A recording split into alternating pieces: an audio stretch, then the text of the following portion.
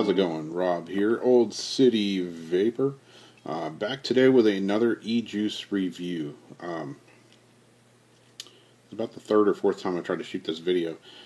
Out here where I live, out in the woods, in the country, there's some people out here, some good old boys, been shooting guns this afternoon, and my dog's fine with gunshots. She's used to that. I used to have a little range here set up on my property, but now that they built a housing development just through the woods here, I don't shoot my guns here too often anymore. I do have a little archery range set up, though, that's just as deadly, but anyways, some good old boys been over here shooting guns, and like I say, my dog's fine with the gunshots, but it sounds like every once in a while they've been shooting a tank or a cannon, something big, sends her over the edge. She flips out, starts barking, runs to the door like she's gonna do something against whatever it is, but pisses her off, freaks her out, whatever. Just a warning in case it happens. They seem to have stopped now, so maybe we can get through this video without a noisily catastrophe of sorts. Anyway, the flavor we're going to be talking about today is another one from my friends at Fusion Vapor. This is it right here. Butterscotch Longleaf. That's what I got today. Here's another bottle of Butterscotch Longleaf. These are 30 ml bottles, and this one's not quite half gone yet, but it's getting there. Can you tell? I might like this one as well. I did a review a few weeks ago on the Southern Longleaf. Good, you know, kind of straightforward tobacco flavor, Southern tobacco flavor. Kind of like North Carolina tobacco type flavor. A little sweet, a little nutty. Hint of something else in there. And the Butterscotch Longleaf is along the same lines as the Southern Longleaf. This is Southern Longleaf, and this is Butterscotch Longleaf. Pretty much look the same. Southern might be a little bit darker. The Butterscotch, along with the Southern Longleaf, these are both 6 milligram nic level. Most of my stuff that I get them to mix it in a 3 from Fusion, and because they're cool and they'll do stuff like that. So I tend to get them in a 3. The Longleaf, the tobacco flavors, I get them in a 6. I like a little bit more of a throat kick, hit, whatever, out of these. Just the way I like it. I can't explain it. That's how I roll.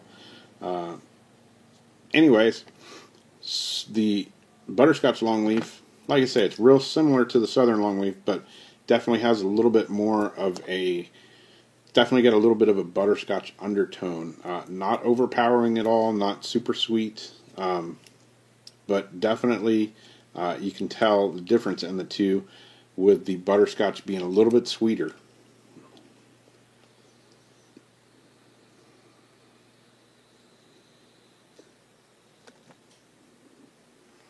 Really good. The throat hit, like I say, it's a 6. So for me, you know, it's a pretty decent throat hit. Most of my stuff, you know, is a 3. I like a little bit stronger throat hit in the tobacco flavors for some reason. Like I say, I don't know why. I mean, the vapor.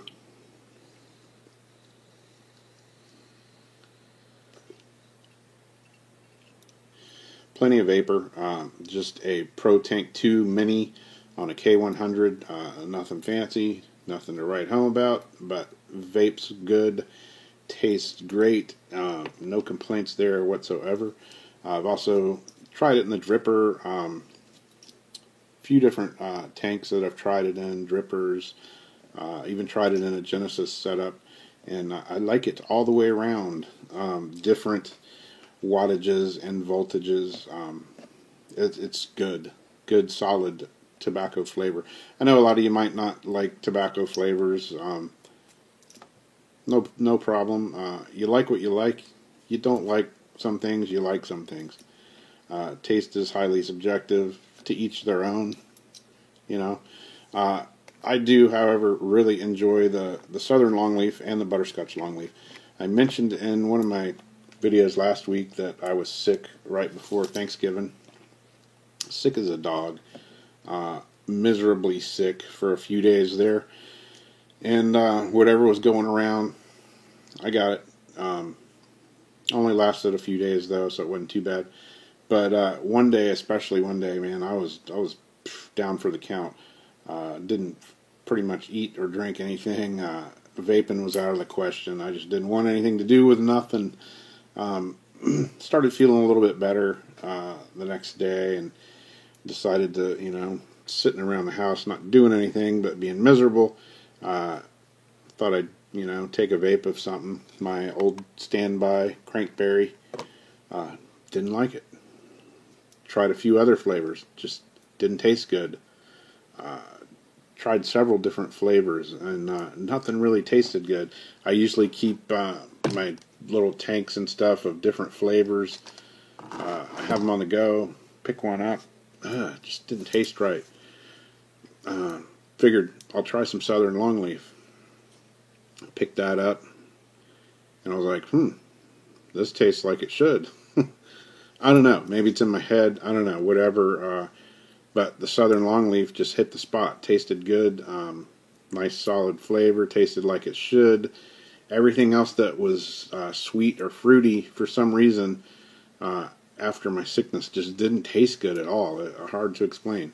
Anyways, better now. Back to the Crankberry and my other standby, everyday type of vapes. However, the Butterscotch Longleaf and the Southern Longleaf have definitely crept up in my list of daily vapes for some reason. I said when I did my Southern Longleaf review that, I wasn't that big of a tobacco flavor guy or whatever. I have a couple here.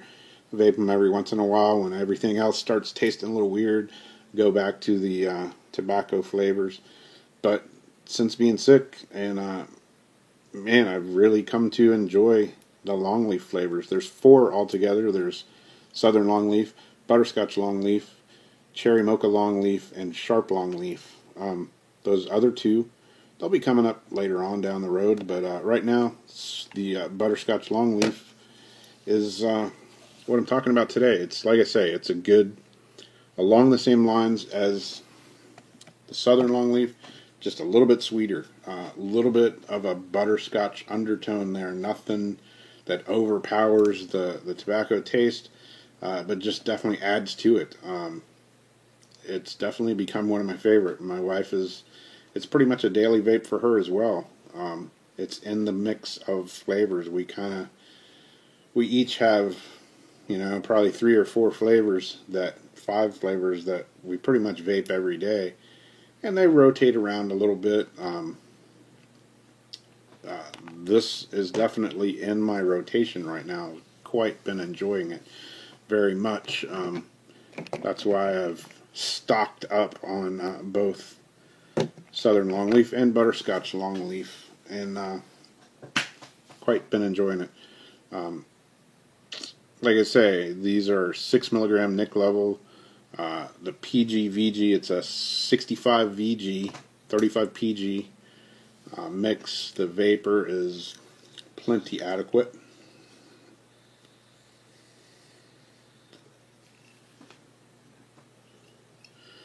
And the flavor's outstanding. Definitely enjoying them. Like I say, I know some of you might not be tobacco flavor people. That's okay. But if you are, definitely try the Butterscotch Longleaf. If you've tried Southern Longleaf, you want something a little bit sweeter, give it a shot. I think you will enjoy it immensely. I might be wrong, but I do. That's all I'm saying. Take from it what you may. I'll be doing the other Longleaf flavors coming up soon as well. And got some other flavor reviews coming up. A few different vendors to go over. Different flavors coming up. Be doing some device reviews or whatnot. One of the things I picked up a while back was an AGA T2 little Genesis setup. Everybody was telling me, man, don't get one of those. They're a pain in the butt. They're hard to build. You'll be popping coils left and right. It's a lot of work, blah, blah, blah, blah.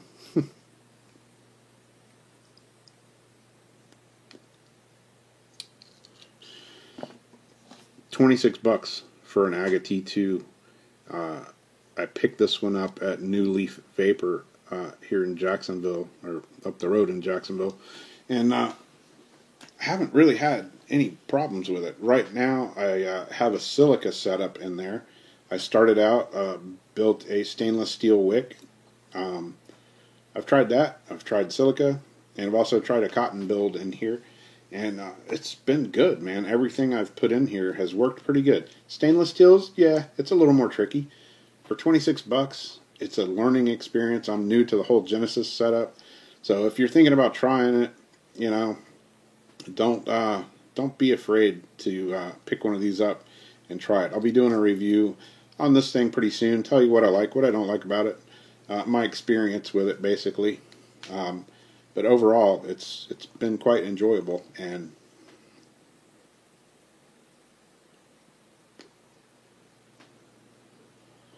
really good flavor. Hits like a champ. $26. I looked at it as a learning experience. One guy told me, man, I got one of those, and the first 10 coils I tried to wrap on that stainless, I popped 10 in a row, and I'm thinking, yo ass doing something wrong. It's not that hard. It's not rocket science for sure. I was a little intimidated at first, but I bought it, and a week went by. It just sat here in the box, and I figured one night I was like, I'm going to build this thing.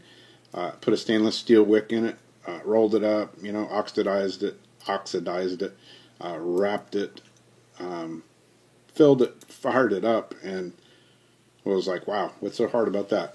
It's not that hard. Don't be intimidated if you're a noob like I was to the Genesis setup. It's been enjoyable. Like I say, 26 bucks. Can't go wrong. Anyway, that's enough of my jibber jabber. I'll talk at you guys later.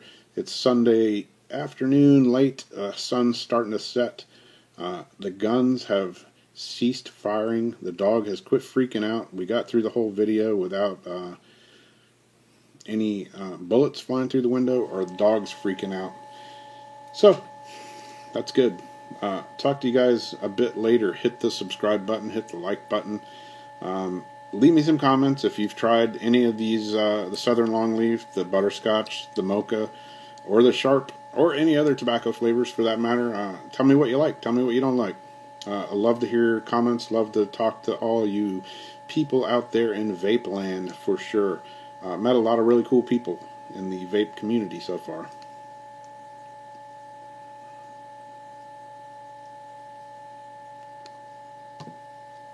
So that's enough of my jibber jabber. I'll talk to you guys later on. We'll see you. Bye-bye.